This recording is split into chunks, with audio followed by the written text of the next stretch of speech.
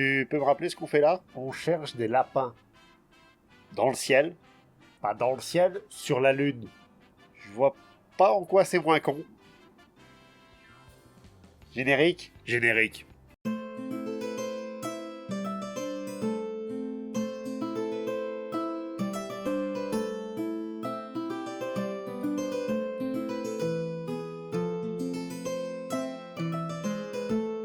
Salut à tous, est-ce que vous connaissez la légende du lapin lunaire? Aussi appelé lièvre de jade, cet animal aurait élu domicile sur la Lune, d'où son nom dans les mythes et légendes asiatiques. Alors que les vrais savent qu'en réalité la Lune est faite de fromage vert et qu'elle est habitée par des souris géantes. Tu t'égares, mais comme pour le tigre et le dragon, dont on avait déjà parlé dans une précédente vidéo, la légende du lapin sur la Lune a fortement influencé plusieurs œuvres venant de l'Asie. C'est d'ailleurs pour ça que Sangoku envoie le gang du lapin sur la Lune. Une légende qui a tellement marqué qu'elle a même touché la mission Apollo 11, lorsque Houston a demandé à Buzz Aldrin de chercher la possible apparition d'une fille et de son gros lapin. Ce à quoi Buzz a répondu « Ok, on va surveiller la Bunny Girl ».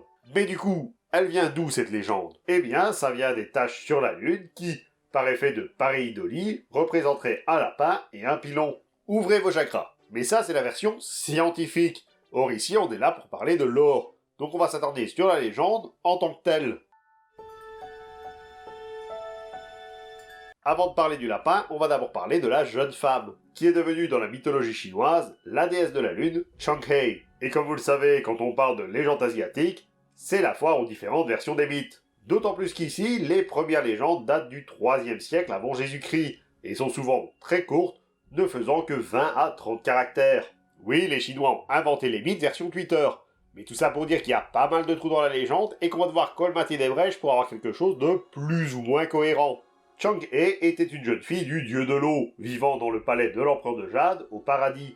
Et ce qu'on pouvait dire d'elle, c'est qu'elle était d'une grande beauté, mais terriblement maladroite, puisqu'elle fit tomber un vase au sol, le fracassant par la même occasion. L'empereur, dont le vase devait sans doute appartenir à sa grand-mère vu sa réaction, la bannit du paradis pour l'envoyer sur Terre. Ah ouais, violent quand même l'empereur. Elle ne pourrait retourner au paradis qu'à la seule condition de rendre un service précieux. Mais c'est impossible. Tu ne peux pas être en vie à moins que tu ne sois un dieu. Ah donc quand même un peu sympa l'empereur. La voilà donc dans une pauvre famille d'agriculteurs, jusqu'au jour où elle rencontre un chasseur du nom de Houyi. Alors Houyi, c'est pas un simple chasseur non plus. C'est le dieu de l'arc qui est actuellement sur Terre pour régler un problème de soleil. Et vu que j'ai dû en perdre la moitié avec ce nouveau personnage, on va faire un petit détour. Dans la mythologie chinoise, le soleil est représenté par un oiseau à 3 pattes. Me demandez pas pourquoi, mais en plus, ils sont 10 au total. La déesse du soleil, Xihé, en choisissant un tous les jours pour l'accompagner dans sa course autour de la Terre. Ils étaient 10 puisqu'une semaine chinoise à l'époque comptait 10 jours. Et un jour, ça a foiré. Les 10 oiseaux ont décidé de se lever et de parcourir le ciel tous en même temps, provoquant immédiatement une chaleur intense et une sécheresse tout aussi fulgurante. L'empereur de Chine demanda de l'aide alors à Dijun. Moi, maître Dijon? Alors, Dijun, c'est un ancien empereur devenu une divinité, et surtout le papa des soleils en question. À côté de ça, il est un dieu plus souvent associé à l'agriculture. Et en plus d'être le mari de Xihé, il était aussi celui de Changxi, une déesse lunaire avec qui il eut les 12 lunes. Parce qu'il y avait 12 mois dans l'année. Par contre, c'est pas Chang'e la déesse de la lune? Encore une fois, les légendes asiatiques ont une tendance à se contredire suivant les textes, donc oui, il y a eu plusieurs déesses au fil de l'histoire. Bref, on revient sur les rails, et pour régler ce problème de soleil, Dijun ordonna au dieu de l'arc, Houyi, de s'en charger.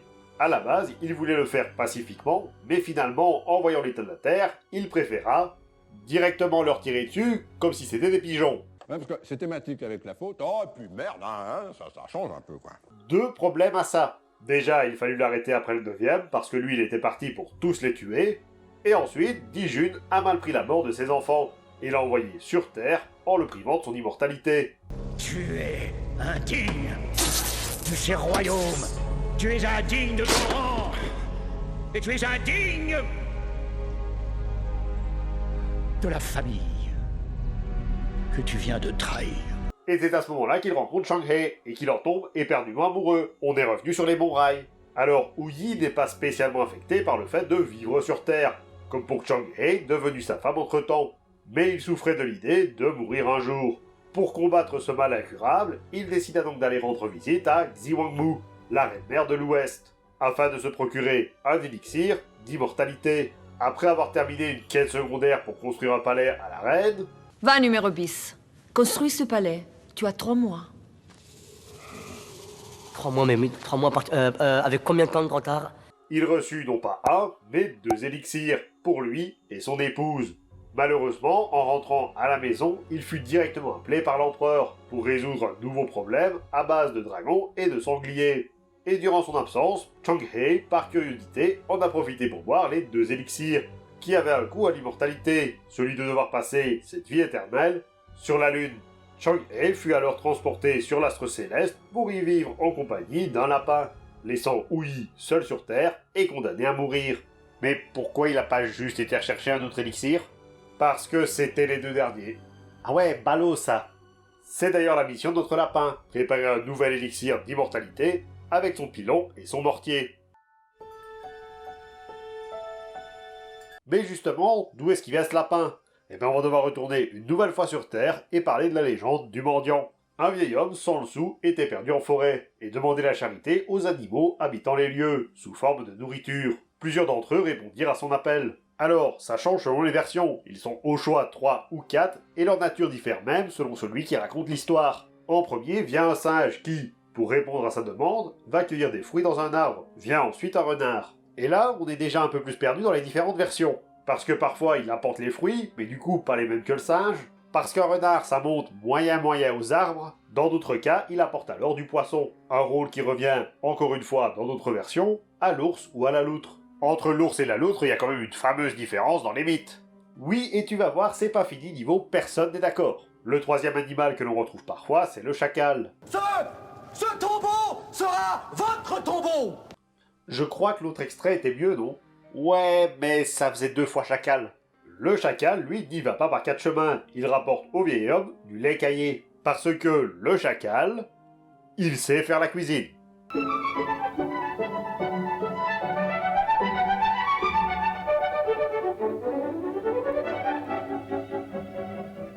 Alors, pour faire du lait caillé, c'est très simple. Vous prenez du lait, vous le faites chauffer, mais pas trop longtemps, sinon ça déborde. Vous laissez reposer, vous avez du lait caillé.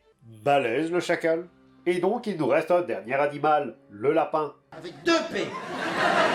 Comme un lapin. Et le lapin ne s'y connaît pas en cuisine, il ne s'y connaît pas en poisson, il ne s'y connaît même pas en fruits. Tout ce qu'il connaît, c'est l'herbe, mais le lapin est assez intelligent pour savoir qu'un homme, c'est pas bête à manger du foin. Alors il ne lui reste qu'une seule et unique solution, se foutre lui-même dans le feu, pour s'offrir en pâture. C'est une légende que certains d'entre vous connaissent. Surtout si vous êtes familier avec l'univers de Senseiya, puisque c'est cette légende qu'utilise le Chevalier du Dragon pour expliquer à Seiya Sean va tripoter le petit lapin de Yoga?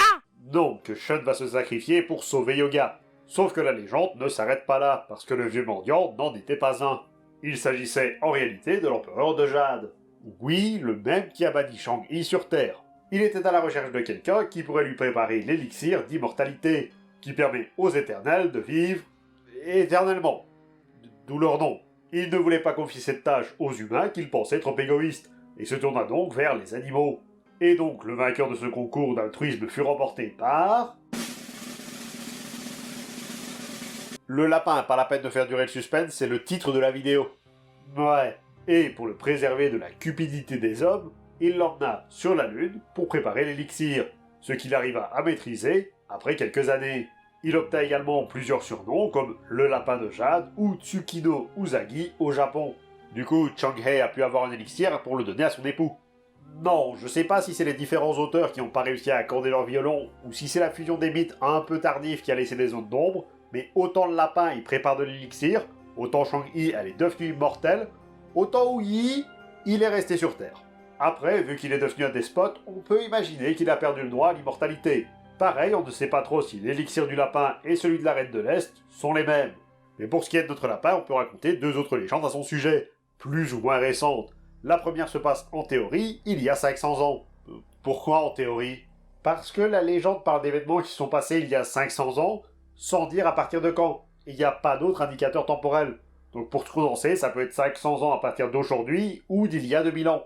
La seule autre indication, c'est qu'on est en pleine période de peste, et que notre lapin va être envoyé sur Terre pour soigner les humains. Parce que maintenant, les humains sont plus des méchants et ils peuvent recevoir des soins divins. Il fit donc du porte-à-porte en changeant de forme. Parce que le lapin peut faire ça maintenant, en étant tantôt une femme et tantôt un homme. Et en échange de ses soins, il ne demandait rien d'autre que quelques vêtements. Parce que c'est difficile de faire les boutiques sur la Lune, je présume. Bref, quand il eut fini, il repartit. Au moins jusqu'à la Lune. Et voilà comment l'humanité a été sauvée par un lapin. Quoi de neuf, docteur? Pour l'autre, c'est encore plus difficile de donner une date, parce qu'elle parle d'un mythe qui a été réécrit encore et encore, celui du roi singe. Alors, le roi singe, il aura sa vidéo un jour, parce que c'est mon mythe préféré, mais c'est pas un petit morceau. Voilà, et comme j'ai dit, il fait autant partie du folklore que d'un roman du XVIe siècle et d'un paquet d'adaptations depuis. Je veux dire, regardez-moi cette liste de fictions qui reprennent son histoire de près ou de loin.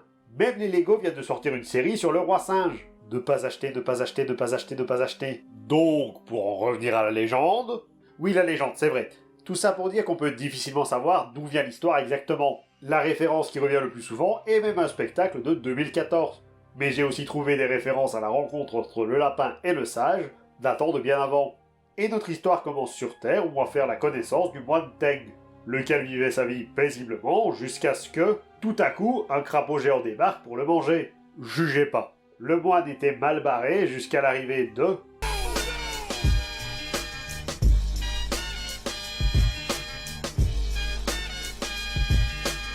notre roi singe qui va foutre une branlée au crapaud, ce dernier n'ayant pas d'autre choix que de fuir. Au moins jusqu'à la Lune. Et c'est là qu'on rejoint avec l'histoire de notre lapin, puisque notre crapaud est blessé suite à son combat. Je suis pas sûr qu'on puisse parler de combat quand il y en a qu'un des deux qui fout des coups. Passage à tabac? C'est mieux. Donc notre batracien, après son passage à tabac, voudrait bien récupérer de cet élixir pour devenir immortel et prendre sa revanche. Mais le crapaud étant moins puissant que le lapin, c'est prouvé scientifiquement, notre ami amphibien se retrouve un peu bloqué. Il a donc attendu, encore et encore, jusqu'au moment où Chang-hei appela le lagomorphe. Les poridés?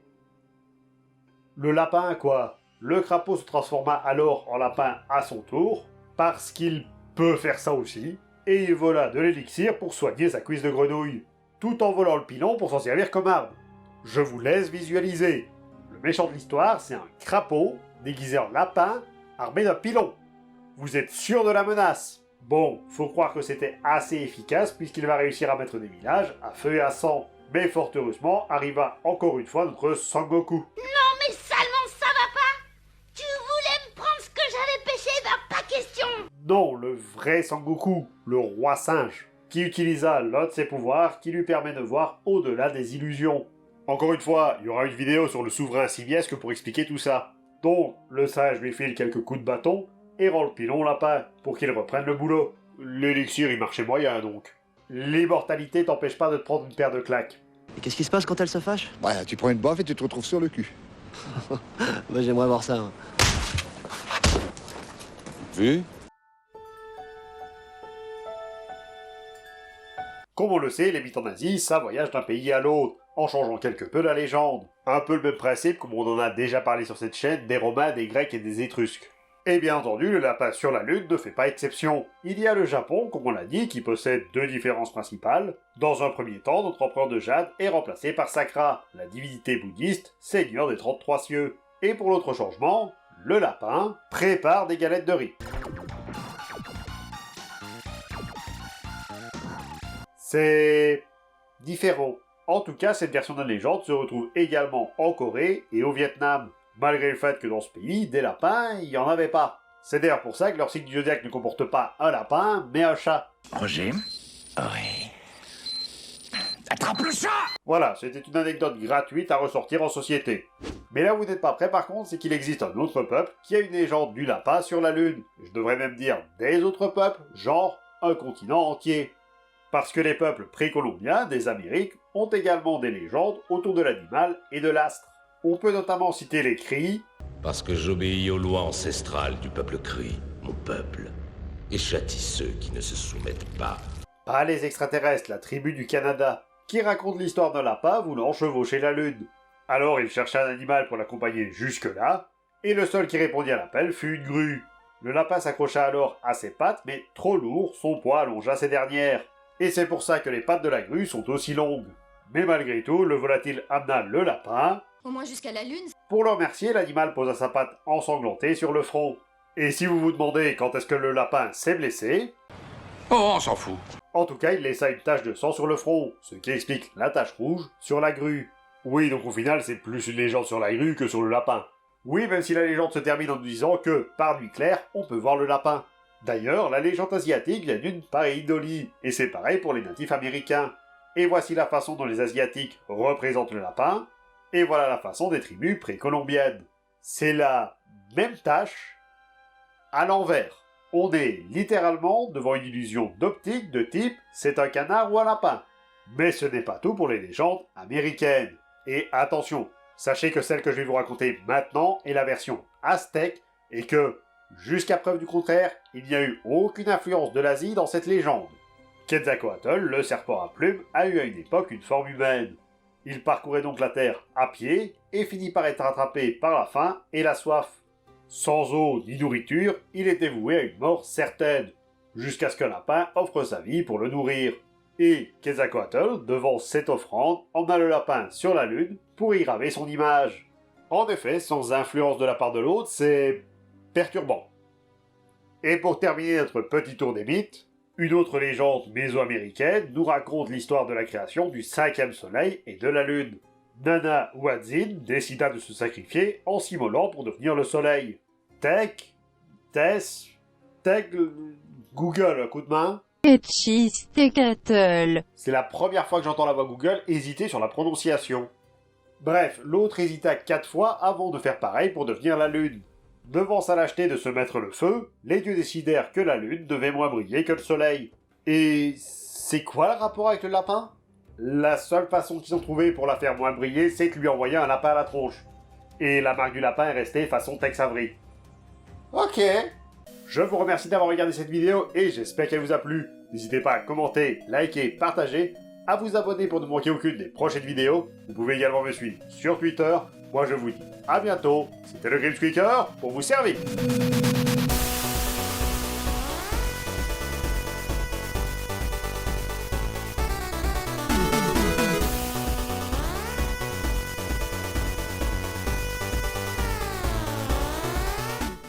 Bon, c'était très sympa, mais on peut y aller? Attends, je vois quelque chose. Quoi, y a vraiment un lapin sur la lune? Non, c'est un chat. Ah, donc c'était les Vietnamiens qui avaient raison.